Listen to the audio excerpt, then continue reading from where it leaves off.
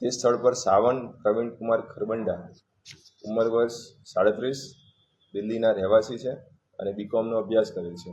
તે ત્યાંથી મળી આવેલ આરોપી દ્વારા જે તે જગ્યાએ 69 મોબાઈલ, 72 રબર સ્ટેમ્પ અલગ અલગ કંપનીના, 35થી વધારે chequebook, 3 router, 38 debit card, 37 PAN card, 100થી વધુ સિમ કાર્ડ જે તે જગ્યાએથી મળી આવેલ. જે બાબતે તપાસ કરતા આ જે બેંક એકાઉન્ટ છે એમાં કરોડો રૂપિયાના નાણાકીય વ્યવહાર થયેલાનું માલુમ પડેલ.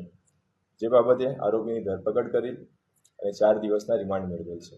આમાં એક એક્સવેન્ટર કરીને એક કંપની બનાવેલ, જેમાં લોગિન આઈડી પાસવર્ડ ક્રિએટ કરીને તેમાં એકાઉન્ટ ક્રિએટ થતું હોય છે અને ત્યારબાદ તેમાં નાણાકીય પૈસાની લેવડ દેવડ થતી હોય છે. એટલે આપણા જે આમાં જે વિક્ટીમ છે એમને એક્સવેન્ટર સાઇટ પર પૈસા ભરેલા, એમને 40% રોકાણની લાલચ આપેલી, મોબાઈલ નંબર મળી આવ્યા છે જે જૂના કીપેડ ફોન છે, જેનો મુખ્યત્વે ઉપયોગ આ લોકો સિમ કાર્ડ પર જે ઓટીપી આવે છે તેની માટે કરતા હતા.